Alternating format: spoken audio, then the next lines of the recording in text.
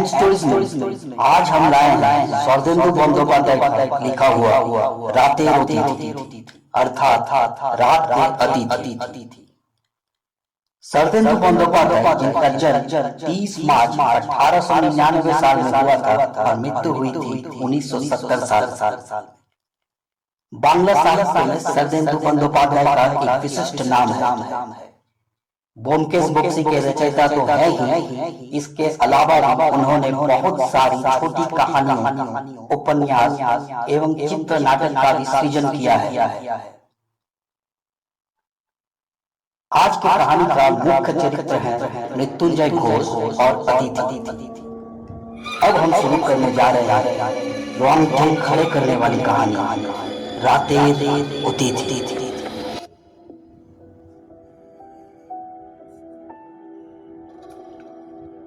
आप लोगों को नहीं पता, ये बहुत दिनों की बात है जब भारतवर्ष में पहली बार रेल सेवा शुरू हुई थी। उस समय एक बार मृत्यु देवता की क्रूर दृष्टि बंगाल में पड़ी थी। दिवाली के समय जिस तरह से कीड़े मकोड़े मरते हैं, ठीक उसी तरह से मनुष्य भी मर रहे थे। देश शमशान में परिवर्तित हो रहा था। विधाता का ये क्रोध जो इस तरह से महामारी का रूप लेगा, किसी ने कल्पना तक नहीं की होगी। सिर्फ पश्चिम बंगाल में गंगा के किनारे बसे एक व्यक्ति को इसका इशारा मिला था। गांव बहुत ही बड़ा था। मृत्युंजय घोष उस गांव के सबसे धनी व्यक्ति थे। उनके पास खेत, तालाब, गाय और भी बहुत कुछ था। गांव के सभी लोग मृत्युंजय बाबू का बहुत सम्मान करते थे। वे बहुत अच्छे व्यक्ति थे। धन दौलत तो था ही, साथ ही उनके मन में दया भावना भी असीम थी। उस समय गांव के पास से रेल लाइन जाने के लिए ऊंचा बांध तैयार हो रहा था। हजारों कूली मजदूर उसमें काम करते थे। गांव के निकट ही वे छावनी डाल के रहते थे। दिन में उन मजदूरों के द्वारा इस्तेमाल किए गए कुदाली, हथौड़ा इत्यादि उपकरणों से गांव चहक उठता था और रात में उनकी छावनी से निकलने वाला रोशनी से गांव जगमगा उठता था।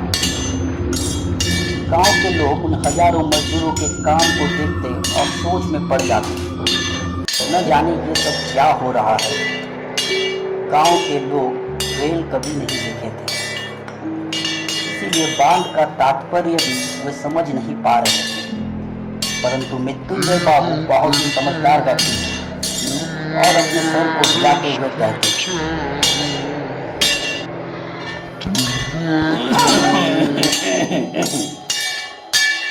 ये सब अच्छी व्यवस्था नहीं। कंपनी मिट्टी काट कर जंगल तैयार कर रही है। वर्षा का पानी नहीं निकल सकता, तब देश का क्या हाल होगा। लेकिन उनकी बातें कौन सुनता। मजदूर अपना काम कर आगे निकल गए। बस लंबा ऊंचा बांध तैयार होकर पड़ा रहा और कुछ दिनों में बांध के आसपास छोटे छोटे पेड़ होने लगे, जिसके ऊपर चढ़कर गांव के बच्चे खेलते थे। इसी तरह से 4-5 माह बीत गया। बैसाख के महीने में एक दिन संध्या के पश्चात मृत्युंजय बाबू मां चंडी मंडप के पास में बैठकर हुक्का टान रहे थे। मृत्युंजय को कहीं से खट खट की आवाज सुनाई देती है। वो थोड़ा चौंक जाते हैं। उन्होंने देखा एक बहुत ही लंबा व्यक्ति हाथ में लाठी लिए हुए उनके सामने आता है। अंधेरे में उस व्यक्ति का सूरत तो दिखाई नहीं देता। मृत्युंजय बाबू बोल उठते हैं, क्या हुआ? क्या चाहते हो तुम और कौन हो तुम? अतिथि।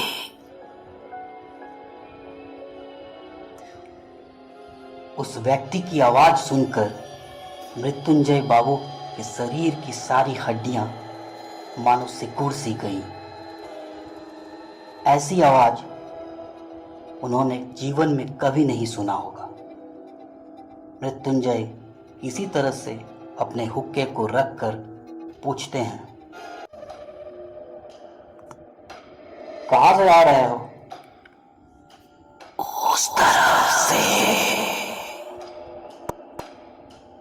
मृत्युंजय बाबू को लगा कि वो शायद गंगा के किनारे से आया है।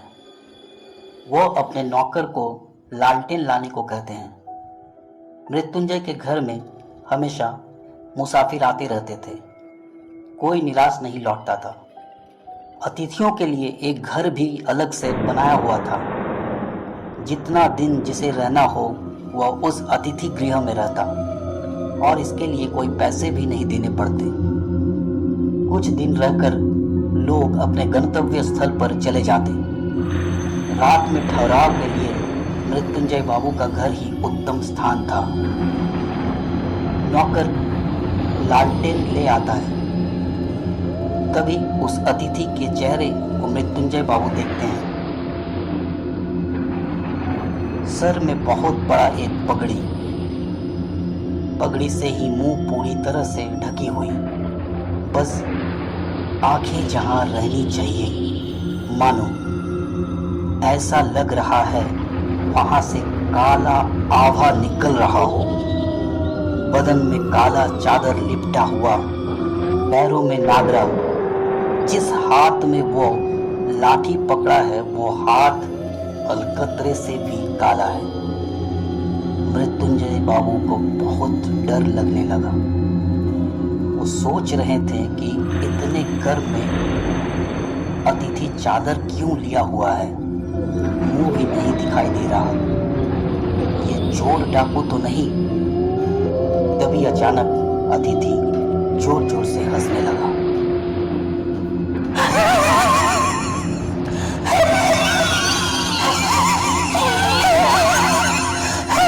मृत्युंजय बाबू और हंसी सुन बोल उठे, भाई साहब यही रहिए। अरे कौन है? हाथ मुंह धोने का पानी ले आओ। जरूरत नहीं, लालटेन ले जाने बोलिए। फिर अतिथि मृत्युंजय बाबू के पास आकर बैठ जाता है। मृत्युंजय बाबू के रोंगटे खड़े हो जाते हैं, लेकिन वो अपने अंदर के डर को प्रकाश नहीं करना चाहते और अतिथि से बोलने लगे, तो आप कहाँ जाओगे? पूर्व दिशा की ओर जा रहा हूं। हुक्का लीजिएगा, बनवा दे। फिर अतिथि की वही खिलखिलाहट वाली हंसी।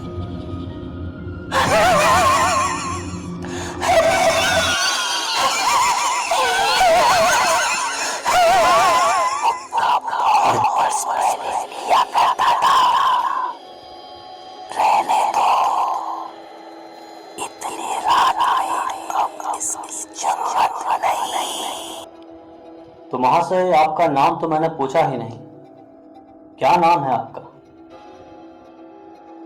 इतना सब जानने की क्या आवश्यकता है? जितना बोला वही काफी है। बस इतना बताइए कि मैं अभी कहाँ सोऊंगा? बहुत ही दूर से आया हूँ, थक चुका हूँ। अतिथि की बातें सुनकर मृत्युंजय बाबू को गुस्सा भी आया और डर भी। उन्हें यह भी लगा कि शायद कोई राजा का गुप्तचर है, इसीलिए नाम नहीं बताना चाहता। पर आप खाना तो खाइएगा ना? नहीं, मेरी भूख तुम लोग मिटा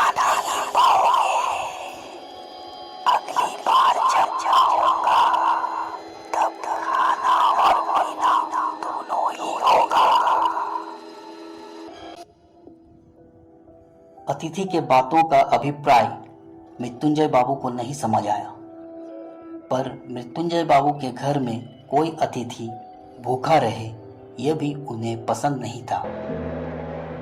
आप बहुत दूर से भी आ रहे हैं, उस पर थक भी गए हैं, तो थोड़ा भोजन कर लेते तो अच्छा रहता। नहीं, बस सोने की जगह दिखा दो। मृत्युंजय बाबू ने अतिथि को सोने के लिए घर दिखा दिया। अतिथि दरवाजा बंद कर सोने चला गया, परंतु मृत्युंजय बाबू सो नहीं सके। वो मन ही मन बिड़बिड़ा रहे थे। कौन हो सकते हैं? अगर अच्छा व्यक्ति हो तो इस तरह से मुंह क्यों झाँक कर रखता है? आवाज भी कितना भयानक है, सुनकर ही शरीर कांप उठता है। रंग भी इतना काला। यदि सच में चोर डाकू हो तो उसका क्या उपाय करूं? मृत्युंजय बाबू घर के सभी नौकरों को रात में सतर्क रहने को कहते हैं और खुद भी अतिथि के गतिविधि के ऊपर ध्यान रखने का फैसला करते हैं। खाना खाने के बाद उसी मां चंडी मंडप के सामने बैठ जाते हैं। सुरक्षा के लिए घर पर रखे एक पुराने तलवार को अपने साथ रख लेते हैं। उसी जगह में बैठकर वो अतिथि गृह को देखने लगते हैं। रात ढलते जा रहा था।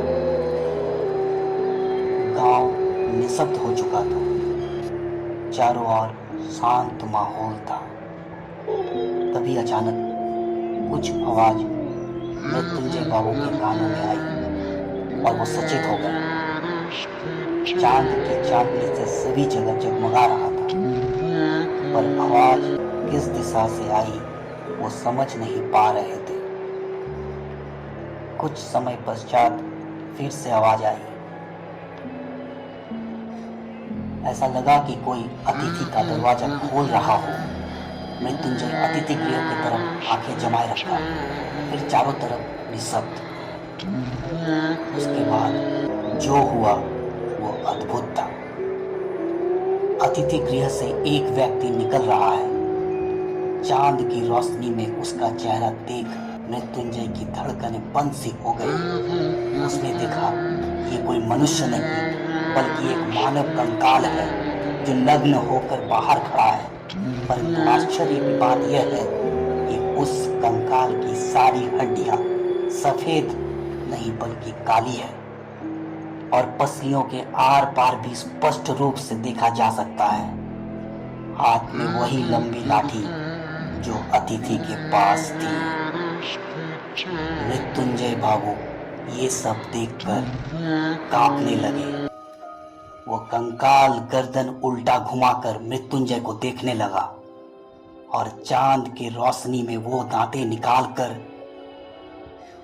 खिलखिलाकर हंसने लगा।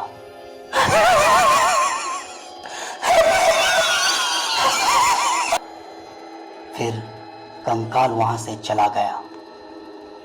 मृत्युंजय चीख कर आदमी बुलाना चाहता था, पर उनका गला डर से सूख चुका था। वो थर थर कांप रहे थे, परंतु अभी भी उनके मन में एक ही ख्याल था, वो कंकाल गया कहां। उनकी कौतूहलता ने उस कंकाल के पीछे जाने पर विवश कर दिया। डर तो था ही, पर उनकी मन की अवस्था कोई समझ नहीं सकता। मृत्युंजय बाबू निकल पड़े। उन्होंने देखा कि वो कंकाल लाठी कंधे में लिए हुए बहुत दूर निकल गया है। वो भी उसके पीछे दौड़ने लगे। अब कंकाल शमशान घाट पहुंच चुका था। मृत्युंजय बाबू एक पेड़ के पीछे जाकर छिप गए। कंकाल का कार्यकलाप देखने लगे। शमशान में बहुत सारे टूटे हुए कलश और हड्डियां तितर बितर होकर पड़ा था। वहां एक बुझी हुई चिता के पास कंकाल खड़ा है। फिर अपने कंधे से वो लाठी उतार कर अपनी खोपड़ी को बुझी हुई चिता में रख देता है। तभी अचानक लाठी और वो खोपड़ी जल उठता है और वो बिना खोपड़ी वाला कंकाल जलता हुआ लाठी उठाकर जोर जोर से हंसते हुए दौड़ने लगता है।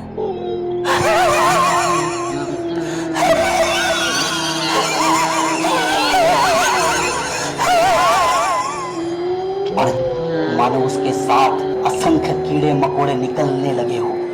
चारों तरफ ऐसा लग रहा है मानो हजारों करोड़ों मच्छर उस आग में जन्म ले रहे हैं और चारों तरफ फैल रहे हैं, मानो विनाश की एक अद्भुत दृश्य दिखा रहा हो। शमशान से बाहर निकलकर वो कंकाल जोर जोर से हंसने लगा।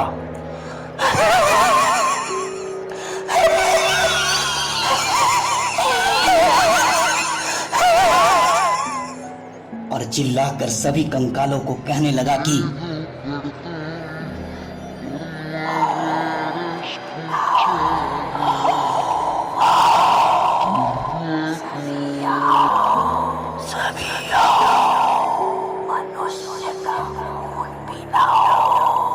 मनुष्य का खून पीना हो तो जल्दी आओ, जल्दी आओ,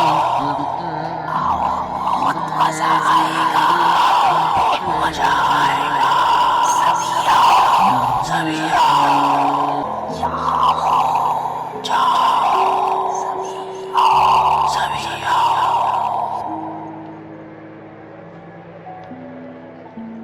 कंकाल तेजी से निकल जाता है। मृत्युंजय रेल लाइन के ऊपर चढ़कर देखने लगते हैं तो उन्होंने देखा उनके घर के पास रोशनी ही रोशनी हो चुकी है, लालिमा से भर चुकी है। लेकिन ये सोचने का उनके पास समय ना था। वो कंकाल के पीछे दौड़ने लगे। कंकाल एक बार पूरी गांव का चक्कर लगाता है और मृत्युंजय बाबू के घर के पास आकर रुक जाता है। मृत्युंजय के घर पर आग लगी है, पूरा घर जल रहा है।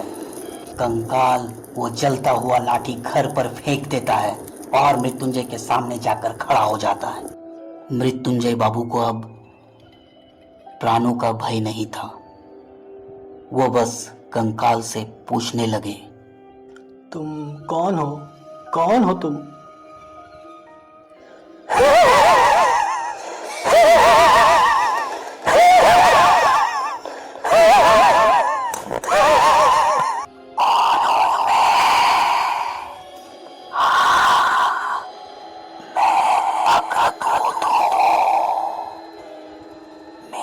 सभी साथी आ रहे हैं, लाखों करोड़ों की संख्या में आ रहे हैं, सभी आ रहे हैं। हर घर में मृत्यु ही मृत्यु होगी, चारों तरफ मृत्यु की हंसी फैल जाएगी। फिर चिता में ले जाने के लिए लोग भी नहीं रहेंगे। घर घर में सड़ा गला मृत शरीर पड़ा रहेगा। हर रास्ते में कुत्ते सियार लाशों को खींच कर ले जाएंगे। सभी आ रहे हैं, आने दो, मैं अभी जाता हूँ। ये कहकर कंकाल हवा में गायब हो गया। ये सब देख मृत्युंजय बाबू बेहोश होकर गिर जाते हैं। गांव के लोग आकर मृत्युंजय के घर में लगी आग को बुझाने की कोशिश करने लगते हैं, परंतु आग के कहर ने घर को राख बना डाला था।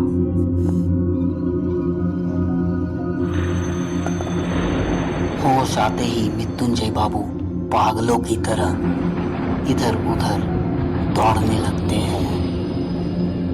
मृत्युंजय बाबू ने अगले दिन सुबह सभी लोगों को ये घटना बताई, पर लोग तैयार नहीं थे इस घटना को मानने के लिए, परंतु सवाल तो अभी वही खड़ा था कि घर घर आग कैसे लगी और एक रात में इतनी सारी मौत कैसे घटी। एंड स्टोरीज में आज आपने एक अलौकिक कहानी सुना। आज की कहानी में मृत्युंजय घोष और अतिथि की भूमिका में थे विक्टर बैनर्जी और कथावाचक थे जॉय बैनर्जी। आज के लिए इतना ही। नई कहानियों के साथ हम फिर आएंगे। Thanks for watching. Drop A like and don't forget to share and subscribe our channel and stories. Also leave your valuable comments for us. Thank you.